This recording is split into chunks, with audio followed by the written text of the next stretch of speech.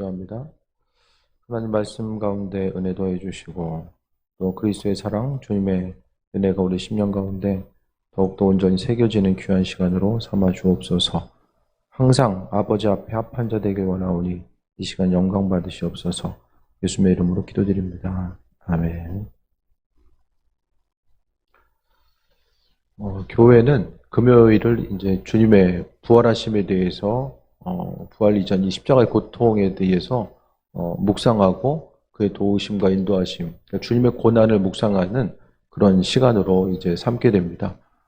특별히 이제 교회 전통 가운데서 금요일 날은 특별히 더 주님의 고난에 대해서 돌아보고 그 은혜의 자리를 사모하며 나아가는 귀한 시간이 되었던 것이 이제 금요일의 모습입니다.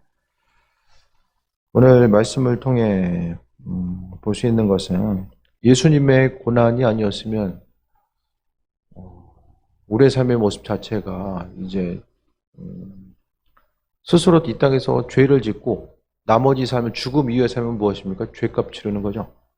영원한 사망 권세, 영원한 지옥에서 죄값 치르는 것밖에 없는 거예요. 성경 가끔 이제 뭐 동물의 왕국 같은 데 보면은 잠깐 그런 생각을 했었는데, 이제 그 파충류의 세계, 이제 뱀들이 많이 나오잖아요. 참 가끔 한번 나와도 이렇게 채널 돌리게 되는데, 지옥에 가면 이제 뱀하고 친구 삼아서 이제 사는 거죠. 영원한 고통이 끊이지 않고. 심지어는 제가 불교에서는 그 지옥에 대해서 제가 말씀드렸죠. 정확하게 기억이 안 나는데, 지옥에서 2000년에서 3000년만 버티면 돼요. 여기는. 지옥이 아닌 이유는 희망이 있어요, 희망이. 시간만 버티면 되니까. 그런데, 성경에서 말하는 지옥은 뭐예요? 희망이 없어요. 생명 대신 예수님도 없고, 또, 한 번 지옥에 들어가면 영원히 이제 그 속에서 끝이기 때문에 이사를 갈 수 없다는 것 자체가 이제 가장 큰 어려움이죠. 끊임없이, 그러니까 죄는 항상 열매를 맺게 되거든요. 삶의 순간순간을 통해서 예수님께서 이 땅에 임하심 자체는 성경은 전부 이제 그 예수님에 대해서 이야기하면서 하나님 자신이 이 땅에 임하셨다라는 것 자체를 이야기해요. 그러니까 성경을 학문적으로 계속해서 연구하다 보면 하나님이 이 땅에 임하신 것, 그분이 육신의 몸을 입고 이 땅에 임하셨다라고 이제 결론을 낼 수밖에 없는 거죠. 그러니까 그 예수님, 하나님께서도 인류를 구원하시고자 하시는 그분의 뜻 가운데 친히 이 땅에 오셔서 십자가 가운데 고통당하시고 은혜도 하신 것. 그러니까 이게 우리 생각하면은, 예수님은 예수님이니까 이 땅에 오셔서 단순히 고난당하셨구나. 그렇게 생각할지 모르겠지만은, 창조주가 피조물을 위해서 고난당하시고 죽음당하신 거예요. 이것을 분명히 인식을 해야 됩니다. 우리가 뭘 만들어요. 내가 창조한 그것 때문에 내가 죽는 거예요. 그게 우리의 상식 가지고는 있을 수가 없고 이해할 수 없는 거죠. 그러니까 성경에서 여러 가지 것들, 도무지 이성적인 생각과 방법 가지고는 이해할 수 없는 여러 가지 것들이 나오죠. 어떤 물리의 세계를 넘어서는 여러 가지 것들, 다양한 현상들에 대해서 이야기하지만 중요한 것은 가장 우리의 머릿속으로서는 이해가 안 되는 것이 창조주께서 피조물을 위해서 고통당하시고, 심지어는 그 피조물들에 의해서 고통당하시고 죽음당하시고, 그 모습 자체가 가장 성경에서의 우리의 머릿속으로는 절대 이해할 수 없는 부분이야. 그런데 예수님께서는 그 일들을 행하셨다라는 거죠. 하나님의 뜻과 인도하심과 계획하심 가운데 하나님은 한 사람 한 사람을 기억하시고 인도하시고 함께 하셔서 그분의 뜻을 이루어 가시는 그 모습들에 대해서 보게 됩니다. 그래서 주님의 죽으심이 없이는 부활하심이 없는 거죠. 그냥 십자가. 이 당시에 있어서의 어떤 그 이단들은 예수님은 하나님의 그 신성을 갖고 있기 때문에, 지난번에도 말씀드렸었는데, 십자가상에서는 고통이 없었을 것이다. 그렇게 얘기해요. 그 순간에는 하나님의 영이 임해서 고통은 없었을 것이다. 그럼 뭐예요, 이게? 이벤트죠. 무슨 쇼잖아요, 쇼. 하나님께서 굳이 이렇게 쇼를 할 필요가 없죠.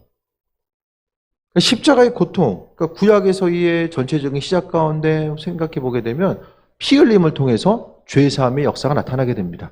구약의 제물을 통해서 피 흘림의 역사가 나타나게 되고, 그 죄 사함의 역사가 나타나게 되고, 예수님께서는 한 번의 죽으심으로 인하여서 피 흘림을 통한 그 죄사함의 역사들이 더 나타나게 되었다는 것에 대해서 우리가 발견하게 됩니다.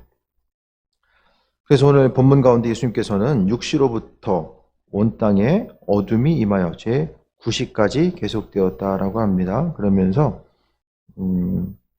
성경이 이제 육시 하면은 이게 아마 이제 시간이 나오면 거기다 6을 더하면 돼요. 그러니까 이제 12시인 거죠. 그렇게 해석하면 됩니다. 9시쯤에 이르러 예수께서 크게 소리질러 이르시되 엘리 엘리 라마 사막다니 하시니 이는 나의 하나님 나의 하나님 어찌하여 나를 버리셨나이까. 죽음은 뭐죠? 죽음은? 이 당시에 예수님께서는 하나님과의 관계 단절, 그러니까 그분과의 관계 단절에 의한 상실감이 밀려온 거죠. 그러니까 제물로서 드려져야 되는 것, 드려지기 위해서는 하나님과의 관계에 단절이 순간적으로 일어날 수밖에 없고 제물로서 하나님께 드려지는 이 순간 자체를 말씀하고 있는 거예요. 예수님께서는 친히 주인 되셔서 또 십자가를 지신 것을 보게 되는데 예수님이 왜 주인인가? 우리의 삶의 주인이 왜 주인인가? 십자가 사건 때문에 그래요.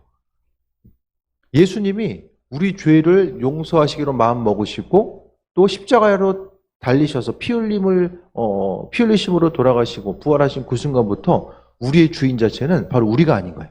예수님께서 우리의 삶의 주인 되셔서 그 모든 일들을 이루시는 거죠. 삶을 통해서 바라보게 되면 내가 내 마음대로 살아가도 인생 쉽지 않죠.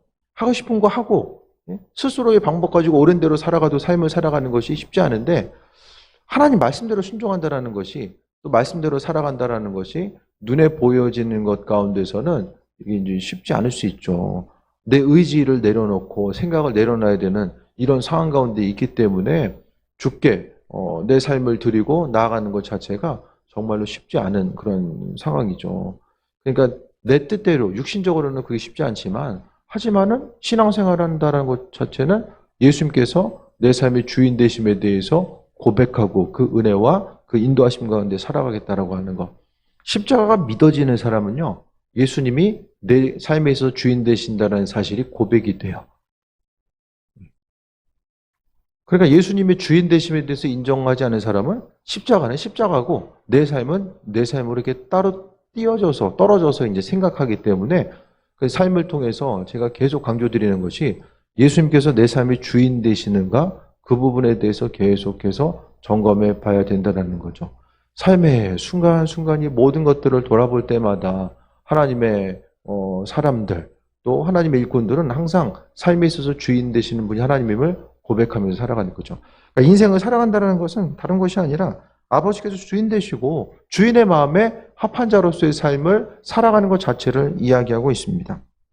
그래서 예수님께서는 하나님과의 관계성, 창조주께서 피조물을 위해서 죽으신 것 자체가 이것을 그냥 고난주간도 매년 다가오고 부활절도 매년 다가오니까 그냥 아주 익숙한 것으로 받아들이고 넘어갈 것이 아니라 창조주께서 피조물을 위해서 어떻게 죽으셨는가 그것에 대해서 생각하면은 내가 예수님께서 나를 내 죄를 위해서 돌아가시고 부활하셨다는 사실 자체가 믿어지면은 내 삶의 여정 가운데 중심 되신 분, 주인 되시는 분이 그분임을 믿고 신뢰하면서 그분께 내 삶을 드릴 수밖에 없다라는 거죠.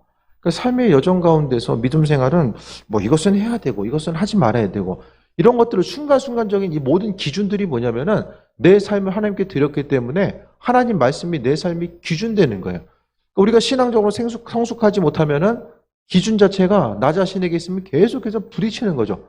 하나님 말씀대로 순종하고 반응하기보다는 내 생각대로 움직이는 것 자체가 더 익숙해질 수밖에 없다라는 거예요. 예수님께서 50절에 보면 크게 다시 소리 지르시고 영혼이 떠나가셨다라고 합니다. 성경에 보면 이제 6시간 만에 예수님께서는 이제 십자가에서 달려 돌아가셨고, 고통의 순간을 이제 짧고 강하게 새벽에도 말씀드렸던 것처럼 대부분의 이제 십자가형을 받는 사람들은 2, 3일씩 십자가에서 아주 더 고통당했다가 죽음을 맞이하게 되거든요. 근데 예수님의 고통 자체는 그분께서 사명을 이루신 거, 십자가상에서 사명을 감당하시고 또 6시간 이후에 이제 영혼이 떠나가시는 모습이 보게 됩니다. 예수님께서 영혼이 떠나가셨을 때에 나타나는 현상들이 이제 있게 됩니다. 그래서 51절에 이에 성소 휘장이 위로부터 아래까지 찢어져 둘이 되고 땅이 진동하며 바위가 터지고. 우리가 아는 것처럼 성소에는 신학자들이 이제 연구를 많이 해요. 이거 성소의 휘장이 도대체 뭐 어디 있는 휘장이냐. 예. 그래서 휘장이 하나였을 것이다, 두 개였을 것이다, 뭐 이야기하기도 하고, 뭐 이제 근데 우리는 대부분의 사람들은 성소가 위로부터 휘장이 찢어졌다는 것은 대제사장이 들어갈 수 있는 1년에 한 번 들어가는 지성소의 휘장이 찢어진 것으로서 이제 이해하게 됩니다. 그래서 그 지성소 가운데서 지성소가 찢어졌다는 것은 뭐냐면 하나님과 교제하고 교통할 수 있는 사람이 대제사장 한 명이에요. 1년에 한 번 그 속죄일에 제사장이 한 번씩 1년에 한 번만 들어가서 그곳에 들어가서 이제 하나님께 이스라엘 민족 전체의 죄를 대신해서 회개하는 거죠. 휘장이 찢어졌다는 것은 예수님께서 그 속죄의 제물이 되셨다는 것과 이제는 어떤 하나님과 우리 사이에 그 가림막, 그러니까 중간에 어떤 그 장애물이 제거되었다라는 사실에 대해서도 또 말씀하고 있죠. 삶의 순간순간을 통해서 우리가 잊지 말아야 될 것은 예수님께서 죽으심으로 인하여서 우리는 하나님과의 관계의 회복이 나타나게 되었다라는 거예요. 그래서 믿음 생활 하는데 예수님이 아니면은 하나님과의 관계성 자체는 모든 것이 다 깨어질 수밖에 없고 그의 도우심과 인도하심이 아니면 우리가 세상을 온전히 살아갈 수 없다라는 것 자체를 또 말씀하고 있습니다. 그랬을 때에 위로부터 아래까지 성소가 휘장이 찢어졌다는 것은 또 땅이 진동하고 바위가 터졌다라는 것. 땅이 진동하고 바위가 터지는 것. 그러니까 자연 현상이 이제 수반되었다라는 거죠. 마지막 때의 그 자연 현상 자체. 그러니까 이것은 이제 마지막 때 메시아가 임하실 때에 나타나는 현상들의 하나로서도 이제 비춰지고 있는 내용들이에요. 그러면서 52절 볼까요? 무덤들이 열리며 자던 성도들의 몸이 많이 일어나되. 이 구절 좀 자세히 주의해 보셨어요?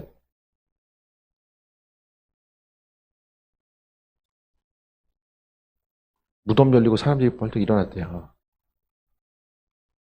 자세히 보셨어요, 이거? 그냥 넘어가요. 대충. 대부분 읽다 보면은. 이게 뭐냐면은, 이스라엘에서 묘지 중에서 땅값 제일 비싼 데가 예루살렘 그 성벽하고 성하고, 그 다음에 이 감람산을 제가 성지순례 가면은, 예루살렘 야경 사진을 이렇게 밴드 찾으면 있을 거예요. 거기 있거든요. 그러니까 그 감람산하고 예루살렘 성벽 사이에 이렇게 골짜기가 이렇게 있는데 그 골짜기에 무덤터들이 다 있어요. 그 무덤터가 왜 있냐면은 예수님께서 부활하실 때, 그러니까 메시아가 임하실 때에 그 무덤 앞에 있는 사람들이 가장 먼저 부활한다 해가지고 제가 보기에는 땅 한 평에 아마 수억 원 더 할 거예요. 이제는 자리도 없어요. 유대인들이 좀 이제 거의 이제 뭐 한정돼 있으니까 얼마나 귀한 자리겠어요. 그러니까 그것이 이제 뭐 상징적인 의미일 수도 있지만 오늘 본문 가운데서는 무덤들이 열리며 자던 성도들의 몸이 일어났대요. 예수님께서 이제 영원히 떠나가시고 나서 휘장이 찢어지고 그 다음에 무덤들이 열리며 자던 성도들의 몸이 많이 일어나대. 그러니까 여기서 자던 성도라는 것은 아마 의인들, 그러니까 하나님 마음에 합한 자로서의 삶을 살았다가 잠들어 있던 이들을 이야기하는 것 같은데요. 그들의 성도의 몸들이 일어났대요. 그런데 나중에 보면 예수의 부활로에 그들이 무덤에서 나와서 거룩한 성에 들어가 천국이죠. 많은 사람들에게 보였다라고 이야기합니다. 여기서 무덤에서 있었던 사람들이 일어났다는 것은 예수님의 죽으심 자체가 다른 사람들에게 있어서의 부활의 사건이 된다는 것을 보여주고 있는 거야. 그래서 이것은 상징적인 의미가 아니라 무덤에서 일어난 이들이 있었다라는 것이고 그들이 그러면 예수님께서 부활하시기까지 뭐 어디서 어떻게 있었는지는 잘 몰라요. 하지만 그들이 예수님 부활 이후에 천국으로 옮겨졌다라는 사실 자체를 오늘 마태복음을 통해서 있는 그대로 해석하고 있습니다. 이것을 뭐 다른 상징적인 의미 어떻게 뭐 정확한 자료가 없기 때문에 우리는 있는 그대로 무덤에서 일어났다고 하니까 그것에 대해서 이제 인식하면서 나아가게 되는 거죠. 그래서 오늘 이 사건을 통해서 우리는 예수님께서 무덤에서 일어나시고 또 그분에 남겨진 그 사역들을 감당하심으로 인해서 부활에 이룰 수 있게 됐다는 것에 대해서 말씀하고 있습니다. 이영 입사님, 마스크 더 올려주세요.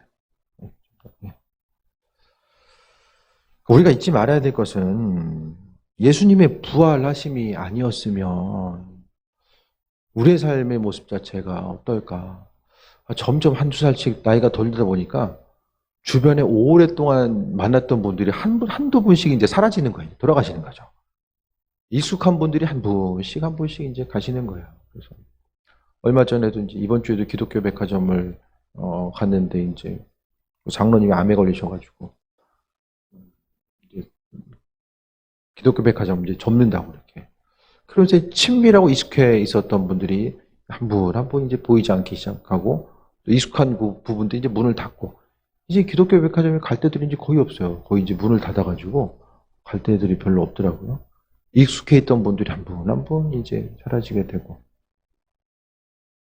주변에 있는 분들이 사라진다는 것은 우리도 이제 조금씩 갈 때가 이제 다가온다는 거예요. 주님 만날 때가 그만큼 다가오게 된다는 거예요. 예수님의 십자가의 사건은 무엇입니까? 예수님의 고민하셨어요. 십자가 앞에서 예수님은 사명을 감당하심에 있어서 그러니까 예수님께서 인간의 몸을 입고 오셨기 때문에 인간적으로 당하는 고난과 고통의 모습이 무엇인지 예수님께서는 아셨기 때문에 그분은 아셨잖아요. 육신의 고통 자체, 피 흘림 자체가 또 세상에서 사람들이 고민하는 거. 그러니까 우리가 어떤 이 세상 가운데 고민하는 부분들이 있잖아요. 그 고민하는 부분에 대해서 예수님께서는 이 땅에 오셔서 인간적인 고난과 고통이 무엇인지를 경험해 보셨기 때문에 우리가 기도하는 그 순간 우리의 마음을 헤아려 아시고 그분의 뜻과 인도하심을 우리에게 비춰주고 있는 모습을 보게 됩니다. 그래서 아버지의 피 흘리심과 죽으심, 그러니까 우리의 삶을 통해서 가끔 우리가 기도 제목들 가운데 하나님 향해서 주님 이런 부분이 있습니다. 저런 부분이 있습니다. 대부분 이제 기도의 제목들이 많은 부분 땅의 것과 연결돼 있잖아요. 그렇죠? 여러분 기도 제목들 잘 생각해 보세요. 땅의 것과 다들 이제 연결돼 있어요. 그런데 우리가 하지만 궁극적으로 돌아봐야 될 것은 우리는 언젠가는 주님 앞에 설 때가 있다라는 것과 주님 앞에 섰을 때에 가장 중요한 것이 뭐냐면 아버지의 그 피값에 의해서 우리가 아버지의 피값 때문에 우리가 살아가고 있잖아요. 그러니까 그분의 피값에 의해서 살아가고 있는 우리들이 아버지 마음의 합한 자로서의 삶을 살아가는가? 우리 한 사람 한 사람의 가치는 무엇입니까? 예수님의 피값의 가치예요. 우리는 어떤 존재냐면은 예수님의 보혈의 능력의 값어치, 그리고 제가 말씀드리잖아요. 예수님의 그 십자가의 피 한 방울 때문에 우리가 구원을 얻었고 그 십자가에서 흘리신 피 한 방울은 온 우주보다 귀하다라고 제가 계속해서 말씀드리잖아요. 그 세상 가운데 우리가 점검해야 될 것들, 돌아봐야 될 것들, 아주 귀하게 여기는 것들, 사람들이 가장 귀하다라고 여기는 것이 무엇입니까? 건강을 아주 소중하게 여기잖아요. 뭐 돈이 아무리 많으면 뭐 하겠습니까? 쓸 수가 없으면 뭐 아무 소용 없는 거죠. 그 사람들이 소중하게 여기는 뭐 건강이라고 할지라도 세상 가운데 언젠가는 다 이제 소멸될 수밖에 없잖아요. 그러니까 세상의 모든 것들, 그러니까 잊지 말아야 될 것은 나 자신이 누구인가, 가장 소중한 가치가 무엇인가를 잊지 말아야 되는데 나 자신은 주님의 피값에 의해서 살아가고 있는 그 소중한 존재. 그러니까 예수님의 보혈의 능력이 아니면 우리는 뭐 합니까? 스노우볼 효과라고 하잖아요. 조금씩 모아져가지고 산에서 조그만 눈덩이가 이제 굴러 내려오다가 아래쯤 내려오면은 너무 커져가지고 이제 집을 무너뜨릴 만한 이제 현상으로 나타나게 되잖아요. 그러니까 뭘 말씀드리냐면은 우리 자신의 존재는 무엇인가? 아버지 피값에 의해서 살아간 아주 소중한 존재라는 거. 그러니까 주님의 보혈이 아니면 우리는 그 스노우볼처럼 죄의 무게만 하루하루 그냥 뭉쳐가는 거예요. 우리가 어제 죽었으면은 죄 좀 덜 짓잖아요. 인생을 살아간다는 것 자체가 죄만 계속해서 늘려가는 거예요. 그 수없이 늘어난 죄들은 어떻게 됩니까? 나중에는 다 하나하나 이제 풀어놓으면서 죄값 치를 수밖에 없는 거죠. 주님의 보혈의 능력이 아니면 날마다 세상 가운데서의 삶을 살다가 나중에는 죄값 치르는 거예요. 지옥에서 영원히 죄값 치르는 거죠. 하지만은 그런 죄인임에도 불구하고 하나님께서 우리를 귀하게 여기셔서 그리스도 예수를 통해서 우리를 구원하시고자 인도하신 것. 그러니까 평생을 통해서 영원히 죄값 치를 수밖에 없는 우리가 예수님의 보혈 때문에 그분의 피 한 방울 때문에 우리는 어떻게 되었습니까? 존귀한 존재, 예수님의 피값의 값어치로서의 존귀한 존재가 된 거예요. 그 존귀한 존재로서 우리가 살아감에 있어서 스스로에 대해서 어떤 실족하거나 스스로를 비하하거나 어떤 그런 거 하나 우리가 상관이 없어져야 돼요. 항상 우리는 예수님의 피의 값어치만큼의 그 존귀한 값어치만큼 우리가 살아가고 있고, 그렇기 때문에 내 삶의 주인 되시는 분이 그리스도 예수 되신다라는 그 말씀의 의미가 무엇인지를 우리는 깊이 깨달아 알 수 있어야만 합니다. 하루하루를 살아갈 때마다 우리가 나는 어떤 존재인가, 주님의 피값에서 살고 있는 존귀한 존재라는 사실, 이 땅에서 우리를 주님께서는 왕 같은 제사장이라고 말씀하고 있죠. 성경은 우리가 왕 같은 제사장이 돼요. 그의 백성이고 왕으로서, 왕 같은 제사장으로서 하루하루를 살고 있습니까? 지금 제사장이 우리 왕으로서 제사장으로서 우리는 무엇을 보고 있습니까? 눈에 보여지는 것. 세상 사람들이 소중하다고 여기는 그것 때문에 인생을 향해 거기에 계속해서 삶을 거기에 드리고 있습니까? 아니면 삶의 주인 되신 분이 그리스도 예수 되심을 고백하며 그 은혜 가운데 하루하루 소중한 삶을 누리고 있습니까? 그것에 대해서 우리가 돌아봐야 됩니다. 54절에 백부장. 성경에서 백부장은 참 특별한 사람들로서 비춰져요. 백부장과 및 함께 예수를 지키던 자들이 지진과 그 일어난 일들을 보고 심히 두려워 이르되 이는 진실로 하나님의 아들이었도다 하더라. 성경에서 예수님이 하나님의 아들이었다라고 복음서 전체를 통해서 고백하는 예들이 거의 나오지 않아요. 누가 이야기해요? 사복음서 예수님과 함께 있었던 사람들이 예수님은 하나님의 아들 되심에 대해서 물론 베드로가 주는 그리스도시요 하나님의 아들이십니다 고백하지만은 많은 사람들이 이 고백이 거의 나오지 않는다니까요. 참 이상하죠? 수많은 사람들이 그토록 예수님 앞에 있었지만 예수님이 정작 누구인지를 잘 몰랐다라는 그런 부분도 보게 됩니다. 근데 여기 보면은 이방인인데 백부장이 와서, 백부장인데 어떤 사람이에요? 예수님을 십자가에 못 박혀 있었던 그 책임자 역할을 감당했던 것이 이 백부장이죠. 그 어느 순간, 오늘 예수님의 십자가에 못 박힘을 당하는 그 순간에 그 누구도 예수님이 하나님의 아들이셨다라는 얘기를 하는 사람이 없어요. 그런데 정말 신기한 게 백부장이 그 얘기를 하고 있는 거예요. 백부장이.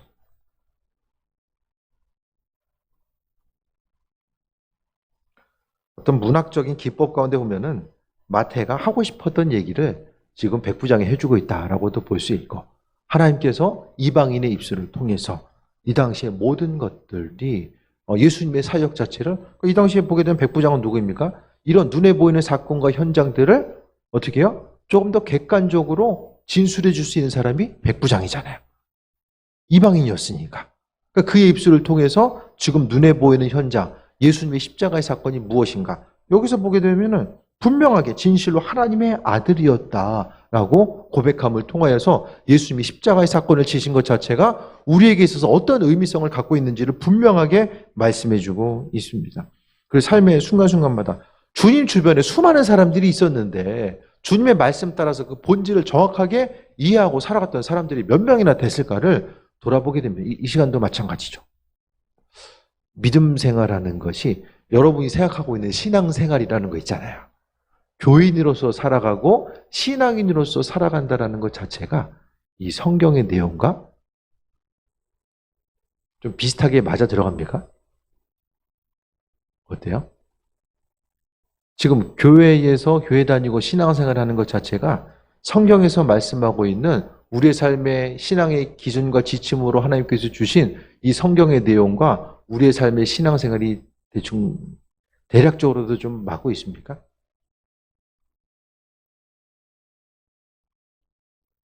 중세 시대는 어땠죠, 중세?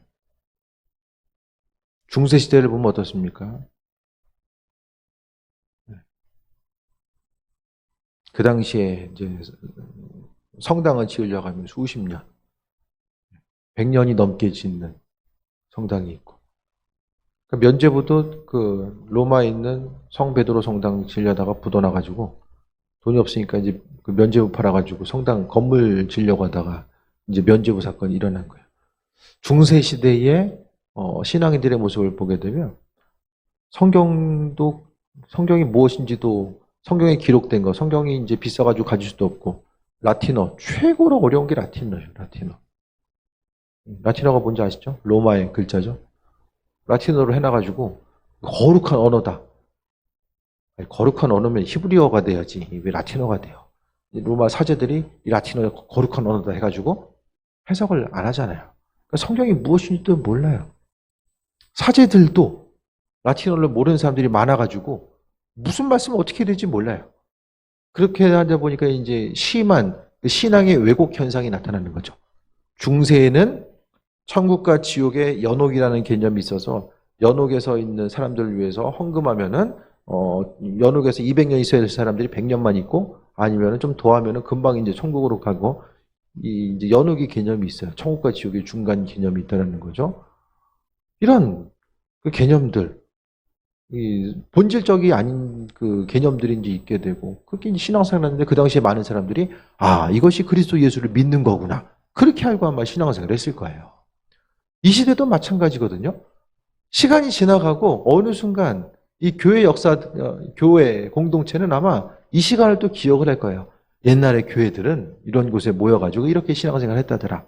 근데 그 부분이 성경과 맞는가?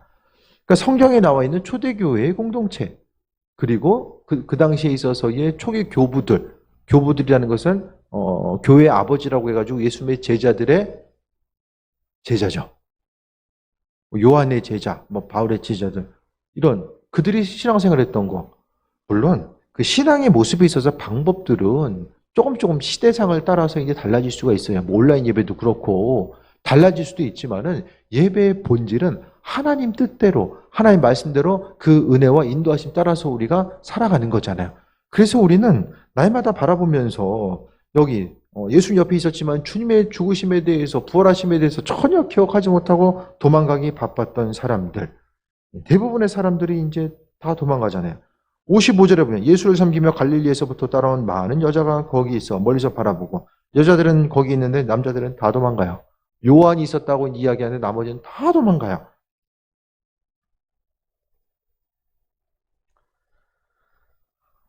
그러니까 많은 사람들이 예수님이 누구인지를 몰랐다는 거죠. 주님에 대해서 몰랐다는 거죠. 우리도 좀 마음속에 좀 두려움이 있을 때 없습니까, 여러분? 이렇게 신앙생활하는 게 맞나? 이거 마음에 두려움이 있을 때 없어요? 저도 참 이번 주에는 그런 생각이 들더라고요. 이 바리새인 보면서 이게 내가 바리새인이 아닌가. 말한 대로 좀 살아야 되고 설교한 대로 살아야 되고 말 좀 그만했으면 좋겠어요. 진짜. 설교 좀 그만했으면 좋겠어요. 한 번만 했으면 좋겠어요. 한 번만. 설교 계속 해야 되잖아요. 지금. 말이 능력이라고 하는데 그렇잖아요. 말이 능력이에요. 신앙인들의 말은 능력이에요. 그래서 설교를 많이 하다 보니까 너무 많은 말을 하다 보니까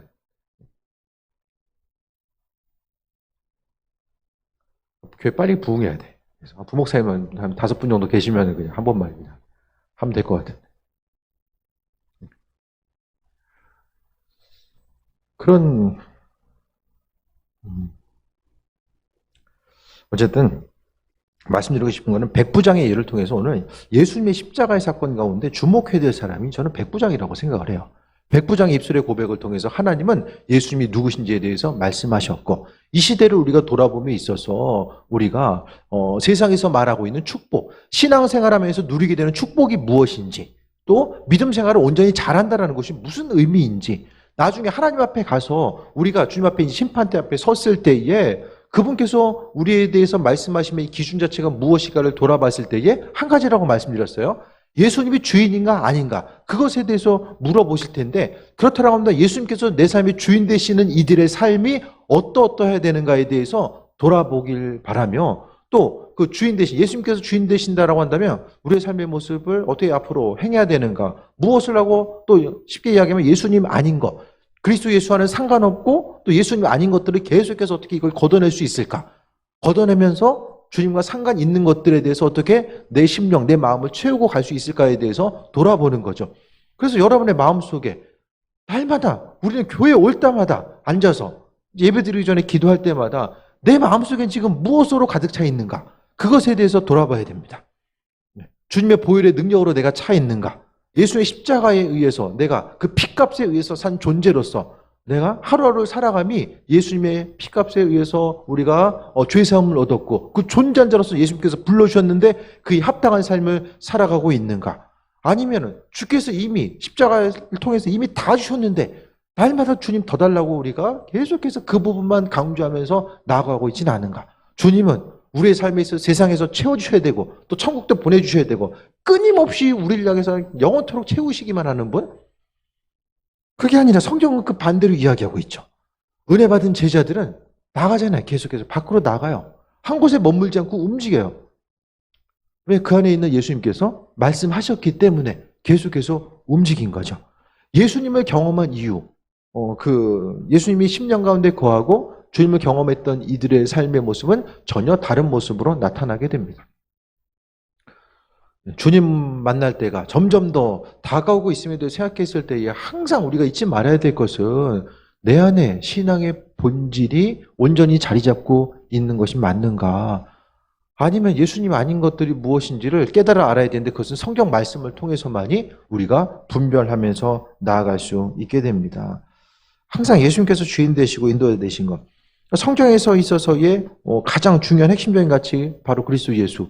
또 오늘 본문 그 27장의 내용이 성경에서 하나님의 창조와 더불어서 그리스도 예수를 통한 하나님께 창조하시고 인류가 죄를 통해서 더럽혀지고 세상이 더럽혀지고 하나님께서 아들 예수 그리스도를 통해서 우리를 구원하시겠다라고 하는 하나님의 구원 역사의 그 핵심적인 내용이 바로 이제 오늘 예수님의 십자가 사건이잖아요. 십자가가 없었으면은 인생 사는 것, 태어나는 것 자체가 저주인 거예요. 살아가는 것 자체가 이게 이제 저주인 거죠. 죄의 문제를 해결할 방법이 없어요. 하지만 예수 그리스도께서 우리의 죄를 용서하시고 은혜 더하셨는데 그러면 이제는 한 가지 더 돌아봐야 되죠. 생각해야 되죠. 남은 우리의 삶을 어떻게 살 것인가? 남은 우리의 삶.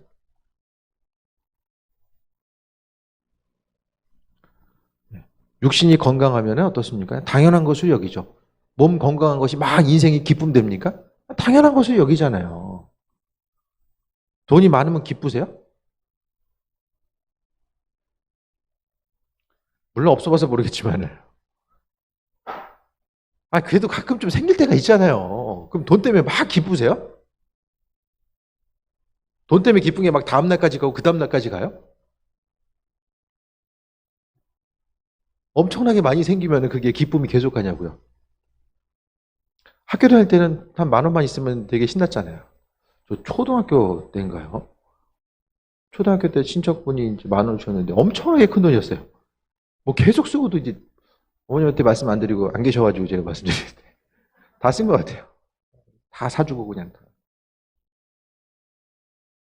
그 기쁨이 얼마나 가요? 나중에 크고 나서 돈이 많아지면 많아질수록 돈이 주는 기쁨 자체는 그만큼씩 이제 상실돼 가는 거예요. 많이 소유하면 소유할수록 돈이 주는 기쁨은 그만큼 계속해서 잊어버려요. 없어져요. 물론 조금 순간적으로 돈 때문에 고민해야 될 것들에 대해서 그 고민 안 하는 이득, 그런 부분은 좀 있을지 모르겠지만은 다 사라져가는 거죠. 우리의 삶에 있어서 오늘 여러 가지 말씀드렸는데 핵심적인 것은 예수님이 주인 되신다는 거. 피 흘리신 그 순간부터 예수님이 주인인 거예요. 이 땅 가운데 기쁨 자체는 세상에서 줄 수 있는 것은 없어요. 있으면 있을수록 그것이 오히려 더 우리의 삶을 억누르게 되는 요소로서 자리 잡을 가능성이 크다라는 거예요. 내 삶의 주인이 왜 예수님이 주인인가? 왜? 설교 말씀을 통해서 왜 자꾸 예수님이 주인이라고 이야기하는가? 이 십자가 사건 때문에요. 십자가 아니셨으면 예수님 주인이 아니에요. 내가 주인이지. 십자가 때문에 우리의 죄를 탕감해 주시고 용서해 주셨고 그분이 심지어는 대신 지셨기 때문에 우리의 삶은 내 삶의 주인이 아니라 예수님께서 내 삶의 주인 되시는 거예요. 주인의 마음에 합한 자로서의 온전한 삶을 사시고 우리 10년 가운데 예수님 아닌 것들, 그러니까 우리에게 주어진 시간이 한계가 있잖아요. 쓰임받을 수 있는 시간 자체가 정말 한계가 있어요. 한정되어 있는 이 시간 가운데 앞으로의 시간들을 어떻게 사용할 것인가? 주인의 마음에 합한 자로서의 삶을 살 것인가? 아니면 세상에서의 성공과 목표를 이루기 위해서 계속해서 그 부분만 향해서 뛰어가다 보면 조금 우리가 싸울 수 있는 것들이 있을지 모르겠지만은 하나님께서 우리를 불러주시고 핏값으로 사신 그 목적 자체는 다 상실되게 되는 거예요. 그러니까 결국엔 마지막 때를 돌아봄에 있어서 우리 심령이 공허함밖에 남는 것이 없다라는 거예요. 오늘 고난주간을 맞이하면서 주님의 죽으심, 그 죽으심 때문에 예수님께서 얼마나 고통당하셨으면 하나님 어찌하여 나를 버리셨나이까? 하나님 아버지와의 이 상실감을 경험하는 그런 안타까운 순간 가운데 놓여 있었지만은 그래도 주님께서는 사명 감당하시고 그 어떤 것보다도 우리 죄를 구원하시는 그 부분, 그것이 그분의 사명이셨기 때문에 고통이 있었지만 사명을 감당하셨던 내용들을 우리가 발견하게 됩니다. 삶의 여정 가운데 아버지께서 주인 되시는 삶을 사시고 주님 마음에 합한 자로서 날마다 여러분의 삶을 드리시길 바랍니다. 주님의 것과 내 것이 나눠지는 것이 아니라 주님의 것, 내 것, 주님의 시간, 내 시간, 그게 아니라 내 삶의 모든 것이 주님께 드려졌음을 다시 한번 고백하시고 믿는 자로서 항상 주님의 핏값에 의해서 사심받은 존재, 살게 된 존재가 바로 우리 자신, 그러니까 우리가 존귀하고 그러니까 예수님의 보혈의 능력이 우리 안에 있기 때문에 존재한 거예요. 예수님이 나는 주님의 것이기 때문에 주님이 내 안에 계시는 거예요. 그래서 어디서 무엇을 하든지 간에 하나님 은혜로 이끄시고 함께 하시는 것. 그래서 세상 가운데 세상 근심 걱정을 생각하면 걱정 안 되는 게 어디 있어요. 하루하루 근심 걱정거리가 아닌 게 어디 있어요. 전부 다 걱정거릴 수밖에 없어요. 하지만 주께서 주인 되시니까 그분께서 주인 되셔서 내 삶을 받으시고 인도하시고 함께 하시면 소망함 가지고 나아가다 보니까 우리의 삶의 여정 가운데 그래도 주님을 향한 기대함 가지고 승리하는 삶을 살아갈 수 있게 됨을 말씀드립니다. 우리의 삶의 여정 가운데 아버지께서 주인 되심을 다시 한번 또 고백하시고 믿음 생활한다는 것이 무엇일까? 지옥에서 영원히 죄값 치러야 되는 그것을 대신 지었다는 그거 하나만으로도 예수님은 우리에게 할 바를 다 하신 거예요. 이미 다 하신 거예요. 나머지 것들은 하나님 마음에 합한 자로서 사명 감당하려고 했을 때에 그분께서 우리에게 은혜로 부어주시는 것입니다. 아버지의 관계성 가운데서 그분께서 허락하신 은혜들을 바라보고 우리가 세상 살아가는 것 자체가 죄로부터 구원받는 것도 은혜고 우리가 뭘 해가지고 주님이 우리의 영혼을 구원해 주신 것이 아니라 그냥 자녀이기 때문에 은혜로 구원하셨고 인도하셨으며 앞으로의 삶의 여정 가운데서도 우리가 뭘 해서가 아니라 자녀이기 때문에 인도하시는 것, 그것을 바로 성경은 하나님의 사랑이라고 이야기하고 그분의 은혜라고 이야기합니다. 주님의 은혜를 깊이 묵상하고 또 부활주의를 우리가 맞이했을 때에 이제는 그분의 피값에 의해서 산 존재로서 앞으로의 삶을 어떻게 영위해 나갈 것인가, 그것에 대해서 한번 돌아보시고 승리하는 삶이 되시길 바랍니다. 기도합니다. 주님 감사합니다. 입술의 고백이 능력되게 하시고 하나님의 선하신 뜻과 인도하심을 바라보며 살아갈 수 있도록 주관하여 주옵소서. 우리에게 지혜 허락하시고 분별력 허락하여 주시며 무엇보다 아버지의 사랑 잊지 않고 또 새해 먹고 나아갈 수 있도록 주관하여 주옵소서. 크신 사랑에 감사드립니다. 예수님의 이름으로 기도드립니다. 아멘.